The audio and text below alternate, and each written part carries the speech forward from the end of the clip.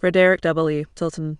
Frederic William Tilton, May 14, 1839 December 16, 1918, was an American educator and briefly the second principal of Phillips Academy, Andover from 1871 to 1873. At Andover, he was a transitional figure along with his successor Cecil Bancroft, adapting the school to a more modern curriculum. Early life. Tilton was born May 14, 1839, in Cambridge, Massachusetts, to Benjamin Tilton and Lucinda Newell as the youngest of 3 children. His elder siblings were Henry Newell and Benjamin Radcliffe Tilton. He attended Cambridge public schools and graduated from the English department of Cambridge High School in 1854. He spent the next 2 years with his elder siblings in the accounting room in Boston, but returned to high school for another 2 years to prepare for college. He graduated from Harvard College with an B. in 1862. He subsequently studied in Germany at the University of Göttingen for several months after traveling across Europe in England, Scotland, and Ireland. He returned to Harvard and earned his before noon in 1871. His training prepared him for teaching, the career he would pursue for the next 27 years. In 1864 he married Ellen Trowbridge in Cambridge. Career. Soon after returning from Germany, Tilton became an instructor in Latin and mathematics at the Highland Military Academy in Worcester, Massachusetts. In 1867 he moved to Newport, Rhode Island, to take on the role of superintendent of public schools. In 1871 Tilton, given his experience in teaching, received an eager offer from the trustees of Phillips Academy for principalship. He initially refused but eventually came to an agreement, $2,500 salary, an apartment in Double Brick House for him and his family, and the approval of his views in regard to the administration of the academy. He was in a lot of ways different from his predecessor Samuel Harvey Taylor. Tilton believed that students ought to choose where they want to continue their studies. Historically, most graduates attended Yale College and could do so simply with a letter of recommendation from Taylor. Students who wanted to attend Harvard were unprepared and needed outside tutoring. He changed the school's curriculum so that it met the requirements of any college, including Harvard. He revamped subjects such as mathematics, classics, and modern language. At an extra cost, students could take courses in languages such as German and French with Professor Oscar Vollhaber. On Sundays, students were required to attend 2 church services held by the Andover Theological Seminary. Intended for older students of the seminary, Tilton's pupils found them uninteresting and difficult to understand. He adjusted the Sunday schedule so Phillips Academy students no longer had to attend the second church service. Instead, they had a Vesper service where notable figures would give short speeches. They were not necessarily religious and proved to be popular among all. At the end of Tilton's first year, 17 students matriculated at Harvard, and everyone else to the college of their choice. In addition to academics, Tilton brought about reform to how Phillips Academy dealt with disciplinary issues. Prior to Tilton, faculty had little sway in the curriculum and in the management of the student body. It was formally solely the responsibility of the principal. Under his administration, he held weekly faculty meetings to discuss individual students and make curriculum and disciplinary decisions as a group. He also created the position of Secretary of the Faculty. These changes improved faculty morale and drew qualified instructors to the school, including Edward G. Coy, who would remain in Andover until 1892. Despite improvements, Tilton's responsibilities overwhelmed him. While Taylor was known to be strict, Tilton was not. An alumnus wrote of Tilton, he did not have the force of character to succeed in disciplining the school along the line that Dr. Taylor followed. He gives an anecdote. I remember Mr. Tilton one day stating in the school that a certain number of boys would be expelled if another bonfire was started in the yard. I happened to be among those he named. Well, a bonfire was started and yet we were not expelled. Such statements, of course, had his power over the boys. Dr. Taylor would not, probably, have made such a statement, but if he had, he would have carried it out, and every boy knew that he would.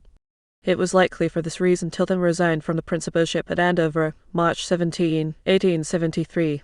In a statement to the trustees, he cites his resignation on the account of his health being insufficient to a longer continuance of so onerous a trust. According to 2 histories of the school, Tilton moved in the right direction and bridged the gulf between an antiquated and modern secondary school.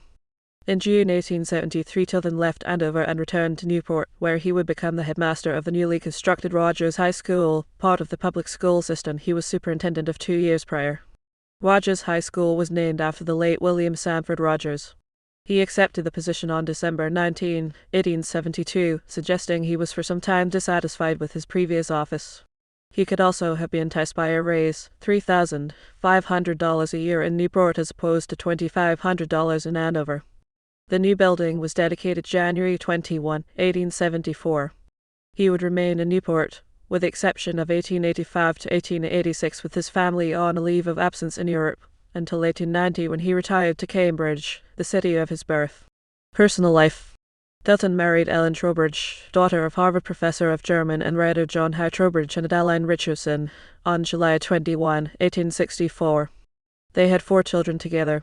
1. William Frederic W on February 24, 1867 was born in Cambridge and attended Rogers High School in Newport before Harvard, where he attended from 1887 to 1890 but did not graduate. He earned his doctorate of philosophy at a university in Freiburg, Germany, in 1894. On January 10, 1910, he married Elizabeth Hughes. He spent his career in Cambridge as a social worker, supporting groups such as the anti-alcohol movement. 2. Benjamin Trowbridge, born July 17, 1868, was a surgeon and professor. Born in Newport, Rhode Island, he followed a very similar educational path as his elder brother William. He attended Rogers High School, graduated from Harvard with an FB in 1890, and earned his medical doctorate in Freiburg in 1893. Afterward, he moved to New York City, where he would practice surgery and teach at Fordham University as a professor of clinical surgery. He was recruited by the Medical Corps of the United States Army on December 20, 1917, for World War I and was sent to various hospitals in France, including Dr. Blake's Hospital in Paris-Image. He was discharged on February 15, 1919, and returned to his work in New York. He married Anna Billings Griggs of Tacoma, Washington, on September 14, 1905, and had 2 children, Susan de Mock B. 1907 and Maud Trowbridge B. 1909. 3. Ellen Maud, born February 29, 1872, married Frederic William Tilton of Boston on April 8, 1911. 4. Newell Whiting, born October 26, 1878, was a textile manufacturer. He was born in Newport and graduated from Harvard College in 1900. He lived primarily in New York and co-led the firm Harding, Tilton and Company, which had locations in New York, Philadelphia, and Boston. He married Mildred Bigelow of New York and had 2 daughters, Ellen and Daphne. They divorced in 1918. His second wife was Elizabeth Alexander Morton Breese. They married in 1921 and later divorced. Ellen Trowbridge died on January 5, 1910. Later life and other affiliations. Tilton returned to Cambridge in 1890 after retiring from his post as headmaster in Newport, only to travel in Europe again with his family for the next 4 years, where his 2 sons, William Frederic and Benjamin Trowbridge, would be educated. In 1894, he settled once again in Cambridge. During his career and retirement, he held a number of board positions. In Newport, he was a trustee and president of the Newport Hospital, a trustee of the Redwood Library, a member of the Rhode Island State Board of Education, director of the People's Library, and a member of the Newport Reading Room. In Cambridge, he was vice president, trustee, and member of the Investment Committee of the Cambridge Port Savings Bank, director of the Harvard Trust Company, a member of the Harvard Union and Oakley Clubs, a member of the Cambridge Club, and a member of the Phi Beta Kappa Society. He visited Newport to deliver an address at the dedication of a second high school building to replace the first on January 31, 1906. In 1910, he was listed as living at 86 Spark Street, Cambridge. Tilton died a widower on December 16, 1918.